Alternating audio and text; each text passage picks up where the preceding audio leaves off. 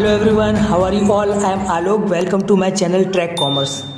आज हम chapter 3 business environment start करने वाले हैं। सबसे पहले हम देखेंगे कि बिजनेस एनवायरनमेंट का मीनिंग क्या होता है। तो बिजनेस मीन्स व्यापार, एनवायरनमेंट मीन्स उसके चारों ओर। तो बिजनेस एनवायरनमेंट का मीनिंग होता है कि हमारे बिजनेस से जुड़े जितने भी इंडिविजुअल्स हैं, इंस्टीट्यूशन और दूसरे अदर फोर्सेस जिन्हें हम कंट्रोल नहीं कर सकते लेकिन वो हमारे बिजनेस पे इम्पैक्ट डालते हैं, इन सारे फोर्सेस को ही हम बिजनेस एनवायरनमेंट कहते हैं। फॉर एग्जांपल, एक इन्वेस्टर जो हमारे बिजनेस में इन्वेस्ट करता है उस पर हमारा कंट्रोल नहीं है। वो जब चाहे हमारे बिजनेस से पैसा निकाल सकता है, लेकिन उसके होने या ना होने से हमें फ़र्क पड़ेगा। ऐसे ही कई सारे फोर्सेस हैं जो बिजनेस के चारों ओर हैं, इसलिए इन्हें हम क्या बोलते हैं? बिजनेस एनवायरनमेंट बोलते हैं। अब हम देखेंगे फीचर्स ऑफ बिजनेस एनवायरनमेंट। तो इसका सबसे पहला फीचर होता है totality of external forces. Means हमारे बिजनेस के चारों जितने भी एक्सटर्नल फोर्सेस हैं उन सब का टोटल होता है ये। हम ये पहले ही बात कर चुके हैं मीनिंग में। सेकंड है specific and general forces. Specific force business को डायरेक्टली अफेक्ट करते हैं। जैसे अपन देखें, कस्टमर हो गए, इन्वेस्टर हो गए, सप्लायर हो गए, ये डायरेक्ट बिजनेस से रिलेट करते हैं।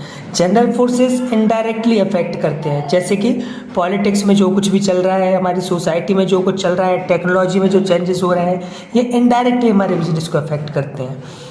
थर्ड है इंटर रिलेटेडनेस। इनमें आपस में रिलेशन होता है। जैसे लोगों में हेल्थ को लेके अवेयरनेस बढ़ेगी तो हेल्थ प्रोडक्ट की डिमांड ज़्यादा बढ़ेगी। तो इस तरह से जो फोर्सेस है वो एक दूसरे से इंटर रिलेटेड है। फोर्थ है dynamic nature. Dynamic means changeable, जो चेंज होते रहते हैं। ये चेंज होते हैं, कंडीशंस बदलती रहती हैं। फिफ्थ है अनसर्टेनिटी। ये अनसर्टेन होते हैं, मतलब इनके बारे में हम पहले से नहीं बता सकते कि आगे क्या होने वाला है। ओके। सिक्स्थ है कॉम्प्लेक्सिटी। मीन्स जटिल होते हैं, थोड़े से कठिन होते हैं। इनको एक साथ समझना थोड़ा सा कठिन होता है, इसलिए इन्हें पहचानने में हमें थोड़ी सी मुश्किल होती है। जो चेंजेस हो रहे हैं उसके अकॉर्डिंग हम चीज़ों को हैंडल करते हैं। सेवेंथ है रिलेटिविटी। ये कंट्री टू कंट्री या बोले अलग अलग ऑर्गेनाइजेशन में डिफरेंट होते हैं। जैसे इंडिया के पॉलिटिकल कंडीशन अलग है, यूएसए की अलग है। Now we see dimension of business environment. तो इसमें सबसे पहला डायमेंशन है economic environment. Interest rates, inflation rates, change in disposable income, stock market indices, value of rupee, ये इकोनॉमिक फैक्टर हैं जिनके चेंज होने से बिजनेस पर इफेक्ट पड़ता है। जैसे disposable income of people, means लोगों की आय बढ़ेगी तो वो ज़्यादा खर्च करेंगे, प्रोडक्ट की डिमांड बढ़ेगी, बिजनेस को फ़ायदा होगा। ऐसे सेकंड फैक्टर है सोशल एनवायरनमेंट। हमारी सोसाइटी के कस्टम, उनका ट्रेडिशन बिजनेस पे इफेक्ट डालता है। जैसे दिवाली, ईद, क्रिसमस जैसे त्योहारों पे लोग शॉपिंग करते हैं और इससे मार्केट में बिजनेस को अच्छा पैसा मिलता है। ऐसी तीसरा एनवायरनमेंट है टेक्नोलॉजिकल एनवायरनमेंट। आपने देखा होगा इंटरनेट जब से आया है, खासकर 4G, तो जो लोग हैं वो स्मार्टफोन यूज़ कर रहे हैं, सोशल मीडिया पे ज़्यादा टाइम स्पेंड कर रहे हैं। कई सारे बिजनेस हाउसेस इन पर एडवर्टाइजमेंट के थ्रू कस्टमर्स को अट्रैक्ट कर रहे हैं। तो टेक्नोलॉजी में जो चेंजेस हो रहे हैं उसका फ़ायदा बिजनेस को मिल रहा है, या फिर हमें देखना होगा कि जो चेंजेस हो रहे हैं उससे हम क्या फ़ायदा उठा सकें।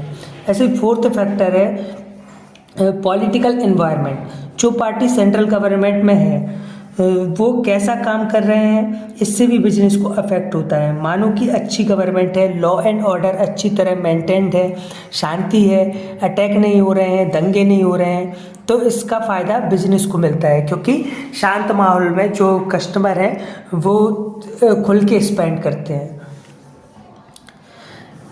फिफ्थ है लीगल एनवायरनमेंट। अब जो भी कानून आते हैं हमें उनका पूरा नॉलेज होना चाहिए। हम किसी ऐसे चीज़ का बिजनेस नहीं कर सकते जो इलीगल हो, वरना आगे जाके प्रॉब्लम्स होगी। जैसे हम देखें कि प्लास्टिक बैन करने को लेकर मांग उठ रही है, तो जिनका प्लास्टिक का बिजनेस है वो अनसर्टेन है। Now economic environment in India. अब इंडिया में इकोनॉमिक एनवायरनमेंट कैसा था उसकी बात करेंगे हम। आपको पता ही होगा इंडिपेंडेंस के टाइम इंडियन इकोनॉमी एग्रीकल्चर और रूरल बेस्ड थी। 70% ऑफ पॉपुलेशन एग्रीकल्चर में लगी हुई थी। 85% ऑफ पॉपुलेशन विलेजेस में रहती थी। प्रोडक्शन बहुत कम था क्योंकि टेक्नोलॉजी नहीं थी। ऐसी डिसीज़ बहुत ज़्यादा थी जो छूने से फैलती थी। मॉर्टेलिटी रेट ज़्यादा था, मीन्स मरने वाले लोगों की संख्या ज़्यादा थी। इन सारी चीज़ों के लिए गवर्नमेंट ने कई सारे स्टेप्स लिए, कई सारी पॉलिसीज़ बनाई और इनके ऑब्जेक्टिव्स थे, पहला कि इकोनॉमिक्स ग्रोथ को बढ़ाया जाए, स्टैंडर्ड ऑफ लिविंग भी इम्प्रूव की जाए, एक स्ट्रॉन्ग इंडस्ट्रियल बेस बनाया जाए जिससे दूसरे देशों पे निर्भरता कम हो, लोगों की इनकम में जो बहुत ज़्यादा डिफरेंसेस हैं उन्हें कम किया जाए, डेवलपमेंट का एक सोशलिस्ट पैटर्न बनाया जाए जिससे लोगों को जो कमाने के जो अपॉर्चुनिटी हैं वो इक्वली मिले। अब इन पॉलिसीज से क्या हुआ उसकी बात कर लेते हैं। तो गवर्नमेंट ने कंपलसरी लाइसेंस वाली इंडस्ट्रीज़ केवल 6 तक सीमित कर दी, बाकी की इंडस्ट्री के लिए लाइसेंस ज़रूरी नहीं था। कई सारी इंडस्ट्रीज़ ऐसी थी जो गवर्नमेंट के कंट्रोल में थी, उन्हें पब्लिक सेक्टर को दे दिया। FDI means foreign direct investment, इसको परमिशन दे दी। विदेशी भी अब हमारी इकोनॉमी में पैसा लगा सकते थे, लिबराइज कर दी पॉलिसीज़ को। Technology agreement with foreign companies को परमिशन दी गई। Foreign investment promotion board FIP setup किया फॉरेन इन्वेस्टमेंट को चैनलाइज करने के लिए। तो इनमें हमने 3 चीज़ें देखी, लिबरलाइजेशन, प्राइवेटाइजेशन एंड ग्लोबलाइजेशन। लोगों को कई सारी छूट दी गई, वो था लिबरलाइजेशन। गवर्नमेंट कंपनीज़ को प्राइवेट सेक्टर को सौंप दिया, वो था प्राइवेटाइजेशन। और फॉरेन इन्वेस्टर्स को परमिशन दी, वो था ग्लोबलाइजेशन। अब इन्हें हम डीप में पढ़ेंगे। तो सबसे पहले देखते हैं लिबरलाइजेशन। जब इकोनॉमिक रिफॉर्म्स हुए तो गवर्नमेंट का एम था जो बिजनेस इंडस्ट्रीज़ को लेके पॉलिसीज़ हैं वो लिबरलाइज करना। लिबरलाइजेशन का मीनिंग भी यही है कि बिजनेस सेटअप करने में, इंडस्ट्री सेटअप करने में जो लाइसेंस चाहिए होते हैं या अदर पेपर वर्क होते हैं उन्हें थोड़ा आसान किया जाए। इसके लिए गवर्नमेंट ने कुछ काम किए, जैसे कुछ इंडस्ट्रीज़ को छोड़ के बाकी इंडस्ट्रीज़ के लिए कंपलसरी लाइसेंसिंग ख़त्म कर दी। फ्रीडम दी गई कि आप अपने बिजनेस को बढ़ा सकते हैं। गुड्स एंड सर्विसेज के मूवमेंट में जो रिस्ट्रिक्शन थे उन्हें हटा दिया गया। टैक्स रेट रिड्यूस कर दिए। तो ये था हमारा लिबरलाइजेशन। अब देखते हैं प्राइवेटाइजेशन।